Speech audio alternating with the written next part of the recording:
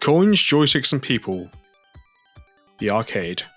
Before the rise of the home consoles, when you think video games you might think of an arcade cabinet.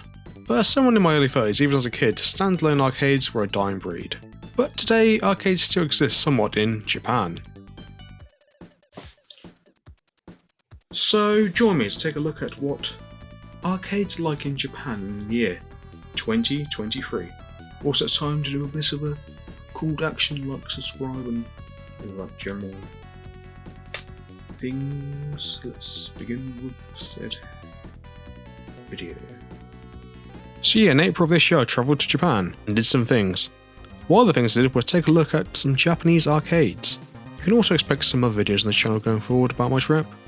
So arcades, as I mentioned earlier, arcades were becoming less and less of a thing as I was growing up. If you didn't live by a seaside resort, there are times that are almost non-existent. But in Japan, the decline of the arcade was a lot slower. But there is a decline. With Sega leaving the arcade business last year, after not renewing the leases and selling off their remaining stock. But from my travels in Tokyo, there are still a lot of arcades in Japan, with multiple arcades located not too far away from each other. Let's get into my experience in Japanese arcades. The first arcade I visited was the Namco Arcade, located in the Nakono Broadway.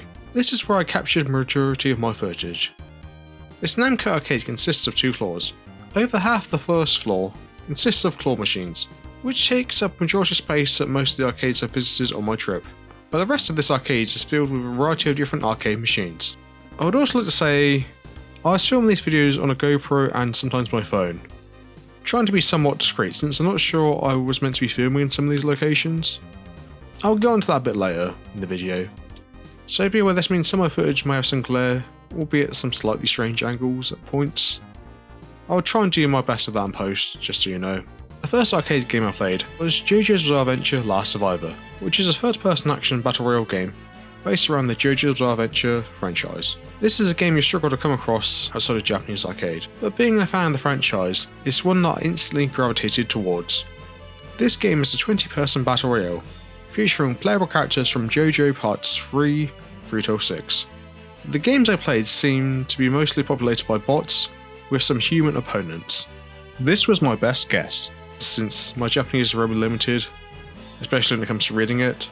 As for playing the game, it sort of plays like a third-person shooter, with a controller that sort of resembles two Joy-Cons sticking out from the cabinet. You can aim your attacks with the right analog stick, and do a base attack with the trigger, with other abilities linked to the button. In JoJo, characters possess something called a stand, which gives them special powers. So that dictates your character's attacks and abilities. For example, some characters have guns, so it plays more like a traditional third-person shooter. Some might have moon abilities, like dueling using Stone Free to zip over to locations. Down the bottom of the screen, a bar fills up to do your special ability. Being a battle royale means the map will slowly enclose, forcing all remaining players to be closer together. This game also has some progression elements. You can save your progress with the Bandi Namco Passport. This card can be used on a variety of Bandi Namco machines. You can do some fancy things with the card if you register the card, but I could not get that to work. I think you need a Japanese email to register the card. One way to play the game is expensive, with minimum 300 yen per round. We'll see that timer, it's a play timer that goes down, so you better hope you win the round within that time limit, or you have to pay more yen. I would definitely say it's worth going with few rounds if you're a JoJo fan, since it's a unique experience. You'll find there are a lot of small touches such as diving in the stream when you place your chips, and that being Mario, or just experiencing being caught in the world.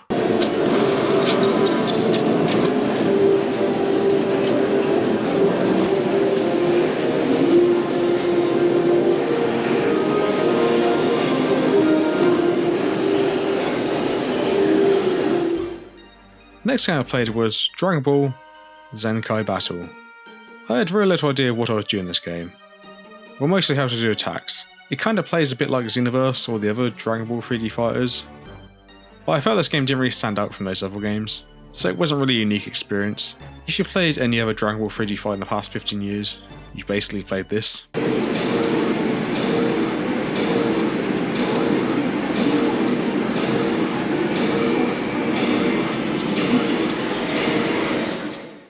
Now it's time to talk about traditional fighting games, which is what the next cabinet I'll be looking at is related to. Fighting games in the past are a big part of arcades across the globe. But in many arcades in the West we'd be lucky to find one cabinet. But in Japan I found they still have a presence, but a diminished one. You won't find many standalone cabinets, but it does lead to the next cabinet I looked at. The Nesica X Live cabinet, which is an arcade cabinet home to a variety of fighting games. The one I went right to was Persona 4 Ultimax. As a fan of the channel you might recall I'm a huge fan of the Persona franchise and like fighting games. I've played this game many times, but I call it a cool experience to be able to play on an arcade machine. This kind of machine gives people the opportunity to play fighting games at a cabinet, where it might be harder to find a standalone cabinet for some of these games. I went through some arcade mode with Chi.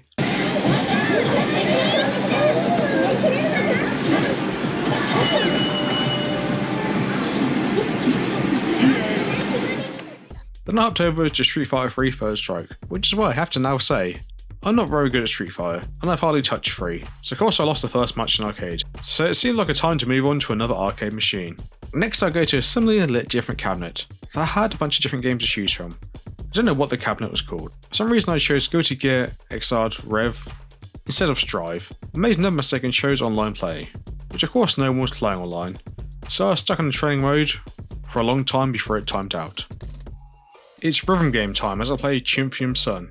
This game uses a special touchpad / keyboard, like a lot of rhythm games with its own unique control setup. Tap the part of the keyboard that the block corresponds with, hold it down when you need to. When there's an up arrow, hold your hand over the keyboard. The game is pretty simple yet fun. It's only 100 yen for 3 songs. So it's good value. There are a lot of songs from anime and anime culture. In a later date I played the game and played one of the Attack on Titan's OPs, and it gave me a special Attack on Titan background. It's time to hold the brakes on rhythm games, as it's time for some trains boys. I play Train Simulator Densha de Go.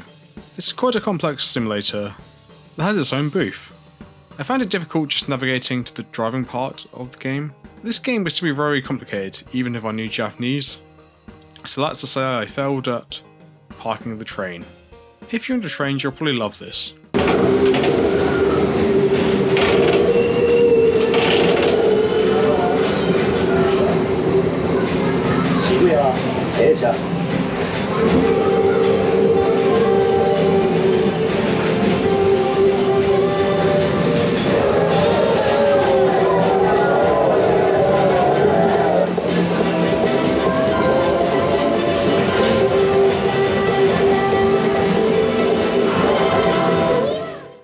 Next game I played was the Initial D arcade game. I haven't got much to say on this one apart from it's a racing game with the Initial D license. If you want a racing game to play at the arcade, it's one of the most readily available ones to play. The last thing I tried was a crane game. In this one you have to pull the hook off the peg thing to win the prize. What was the prize? A figure of Makima from Chainsaw Man. I didn't want the figure that badly, but I felt I was close to winning so I kept popping in the yen. I tried many crane games in my time in Japan and failed at all of them. If you want a prize from a crane game, you can find a lot of them being resold at figure stores, which is what I did for some of them myself. That's not to say about crane games. When you get into most arcades, crane games be front and centre.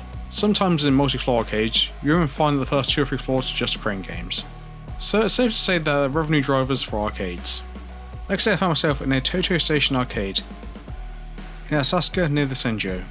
As I get new locations, you won't see me play as many new games, since a lot of arcades have the same machines. Also, I didn't play every arcade game I came across. So what did I play here? How about some Mario Kart Arcade GP GX?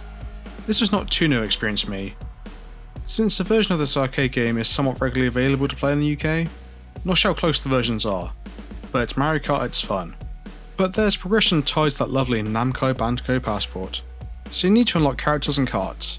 For someone just visiting Japan, you're likely to get very far on that. If you're a Mario Kart fan, it might be still worth giving it a few races for the novelty value.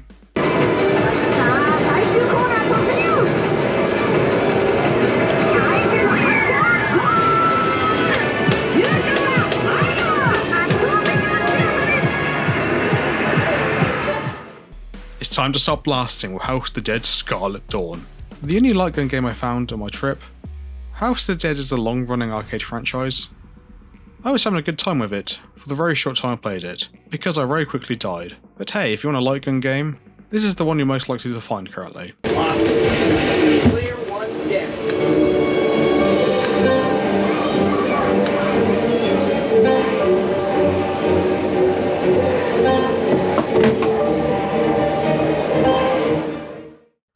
After I played Taiko no Tatsujin, a drum rhythm game. This game said specifically not to film it, which of course I did. This leads into my overall experience filming at arcades. I had no problems filming at any of these arcades, even with this game. I think since I wasn't bothering people, I'm a fairly large foreigner. Staff didn't seem to have any problem with me filming, and they did see me filming at multiple of these locations. Or maybe they just don't know deal with it. But maybe if I pulled out a DSLR camera, that could have caused issues since that's a bit more intrusive. But oh well. So I won't say I'll show much this game. It's a rhythm game with a fun gimmick. I didn't play any of arcade games at this arcade, but there was a band cage above this arcade. So I gave that a go. Never played baseball before, was not very good at it, wasn't sure what I was doing, but I did hit the ball like a total of 1 times. In this band cage I did find some retro arcade machines, a Sega Astro City and Blast City arcade cabinets. I sat down and tried to play some Street Fighter 2. This was it for the arcade games for this day.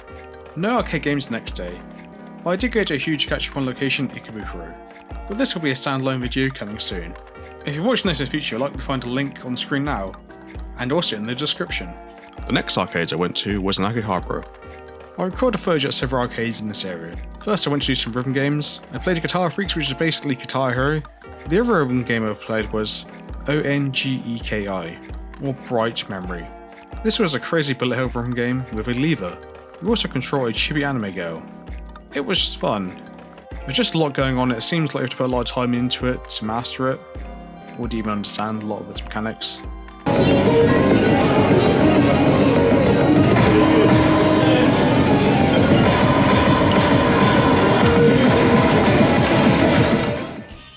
I also went to Super Taito in Akihabara, which is mostly a video game store, but it has a little retro arcade and sweet shop on its top floor. I played the Jojo fighting game there, and a few others also. I even picked up the Dreamcast version of that fighting game, from the same store. Then I went and played some Tekken 7, which you can just about see from my footage, but mostly arcade cabinet. The last thing I recorded was Guilty Gear Strive. I played some arcade mode, so that's all I recorded on this trip, but I did replay a lot of stuff off screen as well. This is not a full list of everything that's available to me. There are a lot of games I didn't play for one reason or other, such as Dragonball Heroes, which is a card game I don't play. There are some Fate games I don't touch, a Pokemon game, a Mobile Suit Battle Royale that I could not get to work, and a horse racing game that I didn't have time to play one day. I won't even get into Pachinko, which is its own thing really. I didn't end up playing any in Japan, but they are pretty much available everywhere, and that was my experience in Japanese arcades. Well, only really Tokyo's arcade scene. The scene does have some life to it still. If you like rhythm and fun games, there's a lot of choice. Like gun and racing games, I could not find as much variety, but there are still a lot of cool unique games for certain fan groups out there.